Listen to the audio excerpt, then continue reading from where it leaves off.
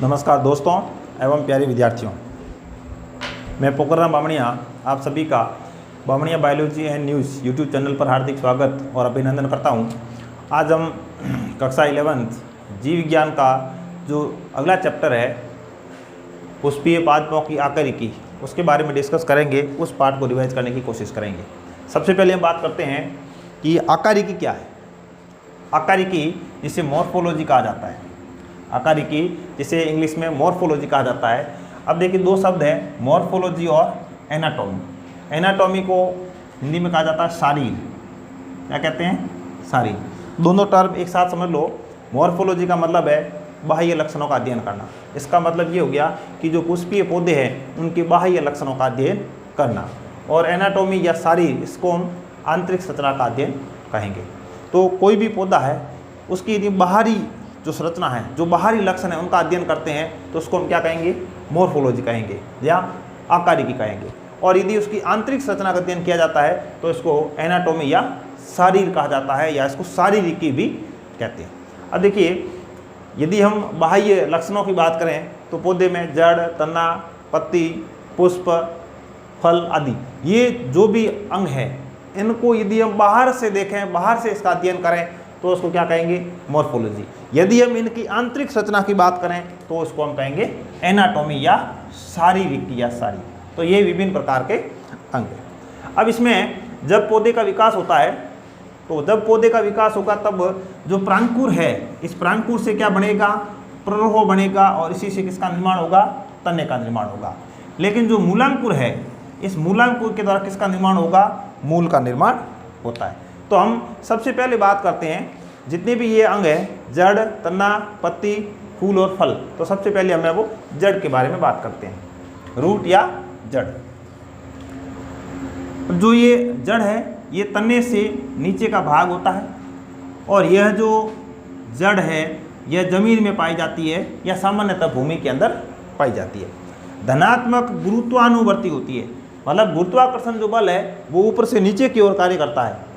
और जो जड़ की गति होती है, इसकी गति है वो भी जो दिशा गुरुत्वाकर्षण बल की है वो ही दिशा रहेगी जड़ की गति की। तो एक ही दिशा होने के कारण इसको हम कहेंगे धनात्मक गुरुत्वानुवर्ती। इसके ऊपर मूल रोम पाए जाते हैं, जड़ के ऊपर मूल रोम पाए जाते हैं। और यहाँ से एक इम्पोर्टेंट सवाल भी बनता है कि जो मूल रोम होते हैं वो एक कोशिकीय होते हैं।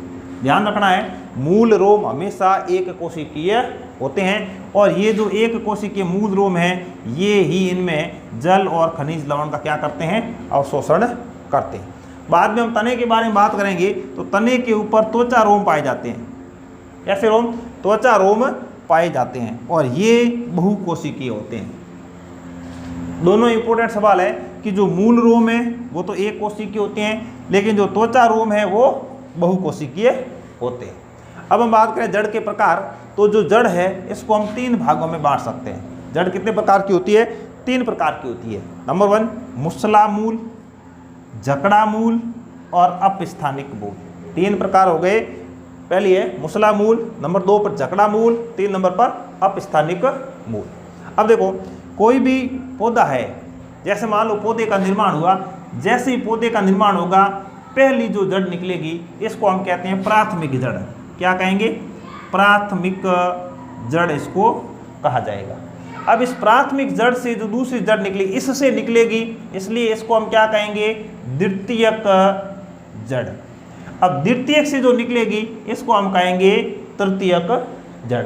इस तरह से जो मूल जड़ है वो तो निकलती है एक, और इसके बाद इससे दूसरी, फिर इससे तीसरी, इससे चौथी, इस तरह से जो जड़ें निकलती है, और निकलने के बाद इनकी क्या होती है? एक शाखा बन जाती है, एक या शाखा होती है, इसको हम कहेंगे मुसला मूल। और सामान्यतः जो द्विबीजपत्री पौधे हैं उनमें यह जड़ पाई जाती है। दूसरी है झगड़ा मूल। झगड़ा मूल है वो एक बीजपत्री पादपों पाई जाती है, जैसे बाजरा है, मक्का है, इनमें। अब देखो, आपने जैसे बाजरे का जो पौधा है, यदि इस पौधे को हम उखाड़ते हैं तो उसमें आप क्या देखोगे कि एक ही पॉइंट है, यहाँ से सभी जड़ें हैं वो एक ही जगह से निकलती है और रेशेदार होती है, इसलिए इसको झगड़ा मूल कहा जाता है। तीसरी है अपस्थानिक मूल। देखिए, जड़ का निर्माण कहाँ से होगा? मूलांकुर से होगा। अब यदि मूलांकुर के अलावा पौधे के किसी अन्य भाग से जड़ का निर्माण होता है तो इसको हम कहेंगे अपस्थानिक जड़। और उदाहरण है इसके घास और बरगद। घास और बरगद के अंदर अपस्थानिक जड़ पाई जाती है। अब यदि हम जड़ के कार्य देखें कि जड़ के क्या कार्य है, तो सबसे पहला कार्य है जल और खनिज लवण का अवशोषण। जड़ का सबसे पहला कार्य जल और खनिज लवण का अवशोषण। इसके लिए मूल के अंदर मूल रोम पाए जाते हैं। मूल रोम है वो एक कोशिकीय होते हैं। इसके अलावा पौधा है, इसको जमीन के अंदर खड़ा रखने का काम, जमीन के अंदर जकड़ कर रखने का कार्य भी किसका है? मूल का है या जड़ का है। खाद्य पदार्थों का संचय होता है, यहाँ पर खाद्य पदार्थ इसमें इकट्ठे हो सकते हैं। और पादप नियामकों का संश्लेषण या जो पादप वृद्धि हार्मोन है उनका जो संश्लेषण है वो भी जड़ के अंदर होता है।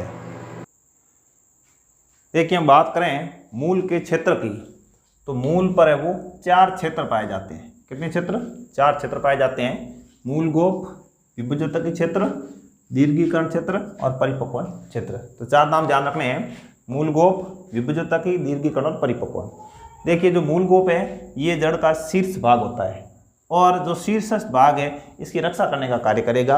जड़ जमीन के अंदर जब वृद्धि करेगी, जमीन के अंदर जब आगे बढ़ेगी, तब उसका जो जड़ का अग्र भाग है वो नष्ट नहीं हो, उसकी रक्षा करने का काम है वो मूल गोप के द्वारा किया जाता है। इससे जस्ट पीछे वाला क्षेत्र होता है वो विभुजतकी क्षेत्र कहलाता है। ये जो कोशिकाएं होती है इनमें विभाजन की क्षमता पाई जाती है। इससे जड़ की क्या होती है? लंबाई में वृद्धि होती है। इसकी जो कोशिकाएं होती है वो छोटी होती है और पतली भित्ति वाली होती है। इसके आगे हम बात करते हैं दीर्घीकरण क्षेत्र। इस क्षेत्र की कोशिकाएं लंबाई में बढ़ती है, लंबाई में बढ़ती है और इस क्षेत्र को हम दीर्घीकरण क्षेत्र कहेंगे। और अंत में जो कोशिकाएं हैं वो विविधतापूर्ण होती है और परिपक्वता को ग्रहण कर लेती है, इसी को हम कहेंगे परिपक्वन क्षेत्र। और मूल रोम इस भाग में पाए जाते हैं। परीक्षा में सवाल आ जाए कि मूल रोम है वो मूल रोम के कौन से क्षेत्र पाए जाते हैं, तो परिपक्वन क्षेत्र में पाए जाते हैं। मूल गोप का क्या कार्य है? ये रक्षा करने का कार्य करेगी। और विभाजन विभुजतकी क्षेत्र है तो नाम से स्पष्ट है इनमें विभाजन की क्षमता पाई जाती है। और दीर्घीकरण का दीर्घ का मतलब होता है लंबाई में बढ़ना, तो ये दीर्घीकरण है, लंबाई में बढ़ती हुई कोशिकाएं होती है। एक जो जड़ है इसकी संरचना में देखें तो ये मूल गोप है, सबसे आगे वाला भाग। इसके जस्ट पीछे वाला ये जो भाग है ये विभुजतकी है। दीर्घीकरण के अंदर कोशिकाएं ऐसे लंबाई में बढ़ती है, इस तरह से लंबाई में कोशिकाएं हैं वो बढ़ेगी, तो इसको हम दीर्घीकरण क्षेत्र कहेंगे। और सबसे लास्ट वाला कौन सा है?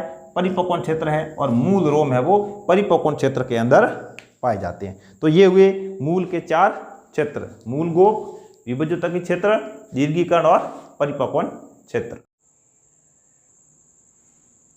मूल के रूपांतरण की बात करें तो मूल का जो मुख्य कार्य है पौधे के अंदर जो जल और खनिज लवणों का अवशोषण और पौधे को जमीन में जकड़ के रखना, इसके अलावा जो जड़ है वो जो कार्य करती है उसी को हम कहेंगे मूल के रूपांतरण। तो सबसे पहले भोजन संग्रहण का कार्य करती है। जड़ है वो जो मुख्य काम जल और खनिज लवण का अवशोषण, उसके अलावा भोजन का संग्रहण भी करती है। उदाहरण गाजर और सलजम। सहारा प्रदान करने का कार्य करती है। एक पौधे को ये जो जड़ें होती है सहारा प्रदान करने का कार्य करेगी। मतलब ये जड़ें हैं वो पौधे के जो अन्य भाग होते हैं मूलांकुर के अलावा वहाँ से निकलती है। जैसे बरगद, बरगद के अंदर क्या होगा, ऊपर की जो शाखा होती है शाखा से जड़ें नीचे लटकी हुई रहती है। ऐसी रूट को प्रोप रूट कहा जाता है। मक्का और गन्ना जो स्तंभ है, तना है, उसमें आप देखोगे पर्व संधि से नीचे की ओर जड़ें निकलती है, इसको अवस्तंभ रूट कहा जाता है। तो बरगद के अंदर कौन सी रूट? Prop root. मक्का और गन्ना के अंदर अवस्तंभ रूट या जड़ पाई जाती है। श्वसन का कार्य करने वाली जो जड़ है वो राइजोफोरा में पाई जाती है। ऐसे जो पौधे होते हैं वो दलदली क्षेत्रों में पाए जाते हैं। भूमि के अंदर से ऊपर की ओर है वो निकली होती है और श्वसन में यह हेल्प करती है, श्वसन क्रिया में काम करती है। अब बात करें तना। जड़ के बाद में तना। तने का जो विकास है वो किससे होता है? प्रांकुर से पर्रोह बनेगा, पर्रोह से तने का निर्माण होगा। तना है वो जमीन में ऊपर की ओर वृद्धि करेगा। इसका मतलब ये कैसा हो गया? ऋणात्मक गुरुत्वानुवर्ती। मतलब गुरुत्वाकर्षण बल तो ऊपर से नीचे काम कर रहा है, लेकिन तना है वो नीचे से ऊपर वृद्धि कर रहा है। ये एक दूसरे के विपरीत काम करते हैं, इसलिए ऋणात्मक गुरुत्वानुवर्ती। पौधे को खड़ा रखने का कार्य किसका है? तने का। पौधा जमीन के ऊपर खड़ा रहेगा तने के द्वारा। और इसके अलावा इसके ऊपर शाखाएं हैं, पत्तियां हैं, फल है, फूल है, इनको धारण करने का काम भी किसका है? तने का है। तना शैशव अवस्था में तो हरे रंग का होता है, लेकिन बाद में यह धीरे धीरे वो काष्ठीय और गहरा भूरा रंग का हो जाता है। तने के ऊपर पर्व और पर्व संधियां पाई जाती है। तने की मुख्य विशेषता है तने के ऊपर पर्व और पर्व संधियां पाई जाती है। यदि हम तने के कार्य देखें तो तने का सबसे पहला कार्य है, तने के ऊपर है वो शाखाएं फैलती है, तो शाखाओं को फैलाना, पत्ती, फल, फूल इनको संभाले रखना, थामे रखना, जल, खनिज लवण और भोज्य पदार्थों का समान। जैसे जड़ ने जो जल और खनिज लवण का अवशोषण किया है, ये जो जल और खनिज लवण है इनका संवहन करना, और पत्तियों के अंदर प्रकाश संश्लेषण की क्रिया के द्वारा जो भोज्य पदार्थों का निर्माण हो रहा है उसका संवहन करना, मतलब पत्तियों से नीचे जड़ की ओर ले जाना, पानी को जड़ से पत्तियों की ओर ले जाना। तो ये काम भी किसका है? तने का रहेगा। इसके अलावा तने के अंदर है वो भोजन का संग्रहण हो सकता है, सहारा देने का कार्य भी करेगा, ये सुरक्षा का कार्य भी करेगा, और कायिक प्रवर्धन के रूप में भी इसको काम में लिया जा सकता है। विशेष कार्य की यदि बात करें तो विशेष कार्य के रूप में आरोहण, और कई बार तना है वो कांटों में बदल जाता है, जिससे उस पौधे की क्या होती है? सुरक्षा होती है। तने के रूपांतरण के बारे में बात करें तो तने के रूपांतरण 3 प्रकार के हैं। अर्धवायवीय, मतलब आधे वायु में आधे जमीन के अंदर, भूमिगत, पूरी तरह से तना है वो जमीन के अंदर, वायवीय का मतलब वायु में।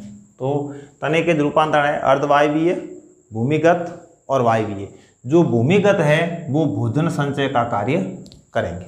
अब देखिए जो अर्धवायवीय है इसमें सबसे पहले आता है ऊपरी भूस्तरी, मतलब भू का मतलब जमीन, जमीन के ऊपर ये फैलता है। तो भूमि के ऊपर, उदाहरण दूब घास, आपको ये नाम और उसका उदाहरण याद रखना है। भूस्तरी, भूस्तरी का मतलब जमीन के ऊपर है वो सभी दिशाओं में फैलता है, उदाहरण फ्रेगेरिया। अंत भूस्तरी, अंत भू जमीन के अंदर, तो जमीन के अंदर, उदाहरण पुदीना। भूमिगत में कंद, आलू, प्रकंद, अदरक, घनकंद, अरबी, सल्ककंद, प्याज और लहसुन। वायवीय की बात करें तो स्तंभीय तंतु, तना है वो विभिन्न प्रकार के तंतुओं का निर्माण करता है। किसमें? अंगूर के अंदर। तना है वो पर्णाभ स्तंभ, स्तंभ है वो पर्ण में बदल जाता है, नागफनी। पर्णाभ पर्व, पर्व में बदल जाता है, एस्पेरेगस। पत्र प्रकलिका, उदाहरण डेंटेरिया। और स्तंभ कंटक, कांटों में बदल जाता है, करौंदा। ये विभिन्न प्रकार के तने के रूपांतरण हैं। देखिए एक बार पुनः, अर्धवायवीय, वायवीय और भूमिगत। अर्धवायवीय के 3 प्रकार है, ऊपरी भूस्तरी, भूस्तरी, अंत भूस्तरी। ऊपरी भूस्तरी दूब घास, भूस्तरी फ्रेगेरिया, अंत भूस्तरी पुदीना। भूमिगत की बात करें तो कंद, आलू, प्रकंद, अदरक, घनकंद, अरबी, सलकंद, प्याज। और वायवीय की बात करें तो स्तंभीय तंतु, उदाहरण अंगूर, पर्णाभ स्तंभ, नागफनी। नागफनी का पौधा देखा है, जैसे हाथ की उसकी पत्ती होती है, तो जो तना है वो पत्ती में बदल जाता है, पर्णाभ स्तंभ। पर्णाभ पर्व, एस्पेरेगस। पत्र प्रकलिका, डेंटेरिया। स्तंभ कंटक है वो करौंदा। तो इस तरह से हमने आज के इस वीडियो के अंदर जो पुष्पी पादपों की आकारिकी है उसके 2 पॉइंट को रिवाइज किया। सबसे पहले जड़, और दूसरा हमने बात की तने के बारे में। तो आज की वीडियो में बस इतना ही। धन्यवाद।